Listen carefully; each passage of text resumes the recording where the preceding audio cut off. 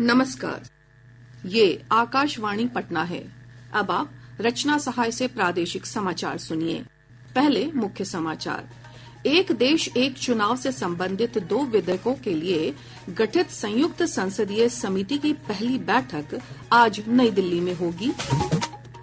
राज्य सरकार ने human Meta Numa virus HMPV से बचाव के लिए स्वास्थ्य कर्मियों को प्रशिक्षित करने और इलाज व्यवस्था दुरुस्त करने के निर्देश दिए। प्रदेश में अत्यधिक ठंड और कुहासे का दौर जारी। मौसम विभाग ने कहा अगले 4 दिन तक ठंड से राहत के आसार नहीं। और बिहार विद्यालय परीक्षा समिति की ओर से मैट्रिक परीक्षा 2025 के एडमिट कार्ड आज जारी किए जाएंगे। अब समाचार विस्तार से। एक देश एक चुनाव से संबंधित 2 विधेयकों के लिए गठित संयुक्त संसदीय समिति की पहली बैठक आज होगी। ये विधेयक हैं 129वां संविधान संशोधन विधेयक और केंद्र शासित प्रदेश विधान संशोधन विधेयक 2024। एक रिपोर्ट। कानून और न्याय मंत्रालय के प्रतिनिधि समिति के सदस्यों को प्रस्तावित विधेयकों के विभिन्न प्रावधानों की जानकारी देंगे। 39 सदस्यीय समिति में लोकसभा के 27 और राज्यसभा के 12 सदस्य हैं। यह समिति अगले संसद सत्र के अंतिम सप्ताह के पहले दिन अपनी रिपोर्ट सौंपेगी। संयुक्त संसदीय समिति में लोकसभा से भारतीय जनता पार्टी के PP चौधरी, अनुराग सिंह ठाकुर और पुरुषोत्तम भाई रूपाला, कांग्रेस के मनीष तिवारी और प्रियंका गांधी, तृणमूल कांग्रेस के कल्याण बनर्जी, राष्ट्रवादी कांग्रेस पार्टी शरद पवार गुट की सुप्रिया सुले शामिल हैं। राज्यसभा से भारतीय जनता पार्टी के घनश्याम तिवारी, भुवनेश्वर कलिता और के लक्ष्मण, कांग्रेस के रणदीप सिंह सुरजेवाल और मुकुल वासनिक, जनता दल यूनाइटेड के संजय कुमार झा और YSR कांग्रेस के विजय साई रेड्डी शामिल हैं। पल्लवी की रिपोर्ट के साथ समाचार कक्ष से आनंद पाठक। मुख्यमंत्री नीतीश कुमार प्रगति यात्रा के दूसरे चरण में आज सारण जिले में विभिन्न योजनाओं का उद्घाटन और शिलान्यास करेंगे। और ब्यौरा हमारे संवाददाता से। बिहार के मुख्यमंत्री नीतीश कुमार सारण जिले का दौरा करेंगे। इस दौरे का उद्देश्य क्षेत्र में विकास कार्यों को गति देना और स्थानीय समस्याओं का समाधान करना है। मुख्यमंत्री बिशनटोला में NH-19 के चौड़ीकरण और डोरीगंज से बिशनपुरा तक एलिवेटर पथ निर्माण के प्रस्ताव का अवलोकन करेंगे। वे छपरा स्थित राजकीय चिकित्सा महाविद्यालय का उद्घाटन करेंगे और विभिन्न विकास योजनाओं का शिलान्यास एवं लोकार्पण करेंगे। गरखा प्रखंड के महमदा गाँव में पोखर, पोवर ब्लॉक, पथवे, छठ घाट के सौंदर्यीकरण कार्य और मनरेगा के तहत बन रहे ग्रामीण हाट और खेल मैदान का उद्घाटन किया जाएगा। साथ ही उत्क्रमित उच्च माध्यमिक विद्यालय के नए भवन का शिलान्यास और जीविका समूह के साथ जनसंवाद का कार्यक्रम होगा। आकाशवाणी समाचार के लिए छपरा से पवन कुमार सिंह। देश के विभिन्न हिस्सों में human Meta Numa virus HMPV के मामले मिलने के बाद राज्य सरकार ने परामर्श जारी किया है। एक रिपोर्ट। जारी परामर्श में कहा गया है कि HMPV वायरस के लक्षण कोविड से मिलते जुलते हैं। HMPV वायरस के लक्षण वाले मरीजों की RT-PCR जांच करवाने और ऐसे मामले को IHIP पोर्टल पर प्रतिदिन प्रतिवेदित करने को कहा गया है। साथ ही इस वायरस से निपटने के लिए सभी स्वास्थ्य कर्मियों को प्रशिक्षित करने और इलाज की व्यवस्था दुरुस्त करने के निर्देश दिए गए हैं। इसके अलावा अस्पतालों में भर्ती सांस संबंधी गंभीर रोगियों के sample national institute of virology Pune भेजने को कहा गया है। परामर्श में कहा गया है कि केस बढ़ने की स्थिति में सभी स्वास्थ्य संस्थानों में फ्लू कॉर्नर को सक्रिय किया जाए। समाचार कक्ष से मैं निखिल रंजन। इधर पटना के जिलाधिकारी डॉक्टर चंद्रशेखर सिंह ने स्वास्थ्य विभाग के अधिकारियों और डॉक्टरों को सांस की बीमारी, सर्दी खांसी और बुखार से पीड़ित मरीजों पर विशेष नजर रखने का निर्देश दिया है। उन्होंने ऐसे मरीजों का HMPV वायरस की जांच कराने का भी निर्देश दिया है। श्री सिंह ने कहा कि इस बीमारी को लेकर घबराने की जरूरत नहीं है, बल्कि सतर्कता जरूरी है। गौरतलब है कि राज्य में इस वायरस का अभी तक कोई मामला सामने नहीं आया है। निर्वाचन आयोग ने बिहार के सभी 43 विधानसभा क्षेत्रों के लिए मतदाता सूची का अंतिम प्रकाशन कर दिया है। सूची के अनुसार राज्य में मतदाताओं की कुल संख्या 7,80,22,933 है। पिछली मतदाता सूची की तुलना में इस बार 8 लाख वोटर बढ़े हैं, जबकि संक्षिप्त पुनरीक्षण अभियान के तहत 4,09,000 मतदाताओं के नाम हटाए गए हैं। निर्वाचन आयोग ने कहा है कि मतदाताओं के नाम जोड़ने की प्रक्रिया जारी रहेगी। नाम जोड़ने के लिए अर्हता तिथि 1 जनवरी के अलावा 1 अप्रैल, 1 जुलाई और 1 अक्टूबर रखी गई है। विधानसभा चुनाव के लिए निर्धारित तिथि पर मतदाता सूची में कोई भी व्यक्ति अपना नाम, पता जोड़ने और हटाने के संबंध में ऑनलाइन आवेदन कर सकता है। मतदाता हेल्पलाइन नंबर 1950 पर इससे जुड़ी जानकारी प्राप्त कर सकते हैं। बिहार विधान परिषद के विधानसभा कोटे की एक रिक्त सीट के लिए 23 जनवरी को होने वाले उपचुनाव के लिए जनता दल यूनाइटेड ने ललन प्रसाद को अपना उम्मीदवार बनाया है। जदयू के प्रदेश अध्यक्ष उमेश कुशवाहा और भाजपा के प्रदेश अध्यक्ष डॉक्टर दिलीप जायसवाल ने संयुक्त रूप से ललन प्रसाद की उम्मीदवारी की घोषणा की। इस सीट के लिए नामांकन की अंतिम तिथि 13 जनवरी है। गौरतलब है कि राजद के सुनील कुमार सिंह की सदस्यता समाप्त किए जाने के बाद उपचुनाव हो रहा है। प्रदेश में यातायात नियमों का उल्लंघन करने पर हैंड हेड डिवाइस HHD से ही चालान काटकर जुर्माना वसूला जाएगा। अपर पुलिस महानिदेशक ADG यातायात सुधांशु कुमार ने इस संबंध में निर्देश जारी कर दिए हैं।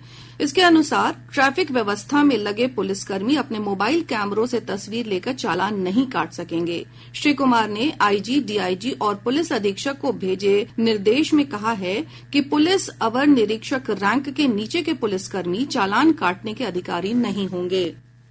केंद्रीय सड़क परिवहन और राजमार्ग मंत्री नितिन गडकरी ने कहा है कि सरकार सड़क दुर्घटना में घायल प्रत्येक व्यक्ति का अधिकतम 1.5 लाख रुपए तक कैशलेस इलाज कराएगी। इसके लिए मार्च तक संशोधित योजना लाई जाएगी।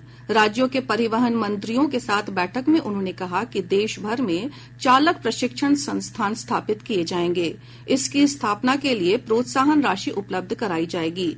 श्री गडकरी ने कहा कि देश में कुशल चालकों की कमी है तथा सरकार और अधिक चालक प्रशिक्षण केंद्र स्थापित करने के लिए वचनबद्ध है।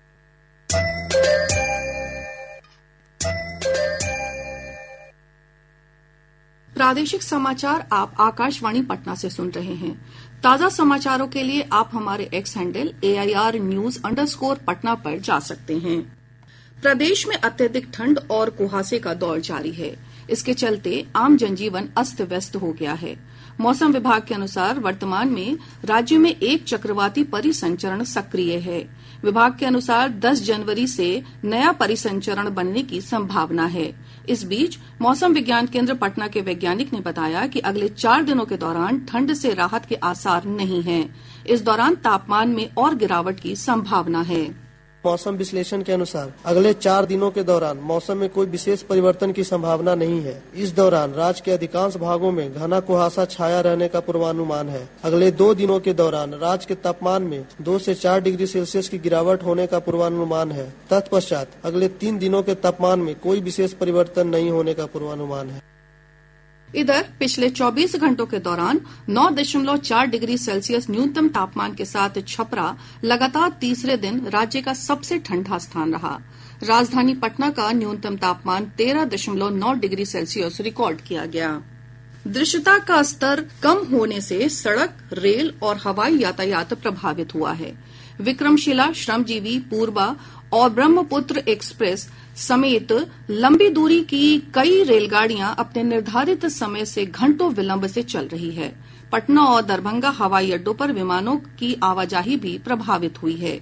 पिछले 24 घंटों के दौरान पटना हवाई अड्डे से नई दिल्ली और मुंबई के लिए 3 उड़ानें रद्द रहीं। वहीं दरभंगा हवाई अड्डे से सभी जगहों के लिए विमानों का परिचालन नहीं हो सका। केंद्र सरकार ने वी नारायणन को भारतीय अंतरिक्ष अनुसंधान संगठन इसरो का नया अध्यक्ष और अंतरिक्ष विभाग का सचिव नियुक्त किया है। वे 14 जनवरी को कार्यभार ग्रहण करेंगे। वे इसरो के मौजूदा अध्यक्ष एस सोमनाथ का स्थान लेंगे। श्री नारायणन अभी केरल के वलियामाला में इसरो के द्रव प्रणोदन प्रणाली केंद्र LPSC के निदेशक हैं। वे रॉकेट और अंतरिक्ष यान प्रणोदन विशेषज्ञ हैं। बिहार विद्यालय परीक्षा समिति की ओर से मैट्रिक परीक्षा 2025 के एडमिट कार्ड आज जारी किए जाएंगे। ये एडमिट कार्ड आंतरिक मूल्यांकन, प्रायोगिक और सैद्धांतिक परीक्षा के लिए मान्य होगा। परीक्षार्थी समिति की वेबसाइट से प्रवेश पत्र डाउनलोड कर सकते हैं। एडमिट कार्ड विद्यालय प्रधान के हस्ताक्षर और मुहर लगने के बाद ही मान्य होंगे। गौरतलब है कि प्रायोगिक परीक्षा 21 से 23 जनवरी तक होगी, जबकि सैद्धांतिक परीक्षा 17 से 25 फरवरी तक आयोजित की जाएगी। समिति के अनुसार इस परीक्षा में 16 लाख से अधिक परीक्षार्थी शामिल होंगे।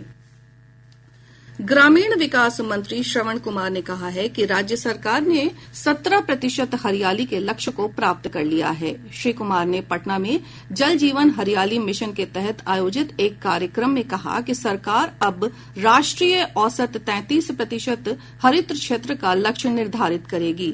उन्होंने कहा कि 2009 में प्रदेश में हरित क्षेत्र लगभग 9% थी, जो अब बढ़कर 17% हो गई है। बोधगया स्थित महाबोधि मंदिर में आज विश्व शांति के लिए क्रोडिकाली शोक पूजा के तहत 1 लाख मंत्रोच्चार किए जाएंगे। हमारे संवाददाता ने बताया है कि ये विशेष पूजा भूटान की ओर से आयोजित की जा रही है।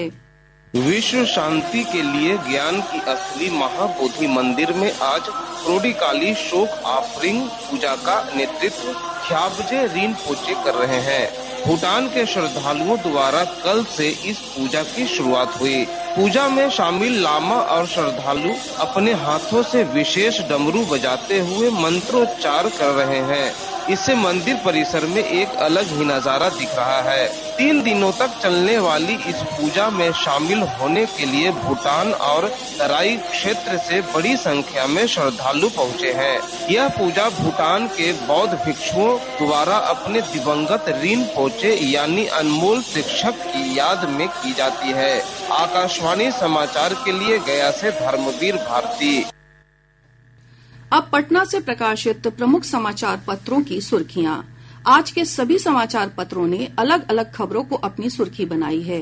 हिन्दुस्तान ने सीवान यात्रा के दौरान मुख्यमंत्री नीतीश कुमार के बयान को सुर्खी बनाते हुए लिखा है, बिहार में 2005 से पहले जैसे नहीं रहा भय का माहौल। दैनिक जागरण लिखता है, बीपीएससी मामले में सुप्रीम कोर्ट का सुनवाई से इनकार। दैनिक भास्कर ने राजद के पूर्व एमएलसी सुनील सिंह की बर्खास्तगी से जुड़ी खबर को तरजीह देते हुए लिखा है, सुप्रीम कोर्ट की सलाह, सदन में असहमति की भाषा हर हाल में मर्यादित होनी चाहिए। प्रभात खबर लिखता है, पटना सहित मध्य बिहार में कोल्ड डे, 10 जनवरी तक घना कोहरा, कड़ाके की ठंड। राष्ट्रीय सहारा लिखता है, 11 घंटे में 3 बार भूकंप के झटके। और अंत में मुख्य समाचार एक बार फिर। एक देश एक चुनाव से संबंधित 2 विधेयकों के लिए गठित संयुक्त संसदीय समिति की पहली बैठक आज नई दिल्ली में होगी। राज्य सरकार ने ह्यूमन मेटा न्यूमोवायरस HMPV से बचाव के लिए स्वास्थ्य कर्मियों को प्रशिक्षित करने और इलाज व्यवस्था दुरुस्त करने के निर्देश दिए। प्रदेश में अत्यधिक ठंड और कुहासे का दौर जारी है। मौसम विभाग ने कहा, अगले 4 दिन तक ठंड से राहत के आसार नहीं। और बिहार विद्यालय परीक्षा समिति की ओर से मैट्रिक परीक्षा 2025 के एडमिट कार्ड आज जारी किए जाएंगे। इसके साथ ही आकाशवाणी पटना से प्रसारित प्रादेशिक समाचार का ये अंक समाप्त हुआ। आकाशवाणी पटना से अगला समाचार बुलेटिन दोपहर बाद 3:10 पर प्रसारित किया जाएगा।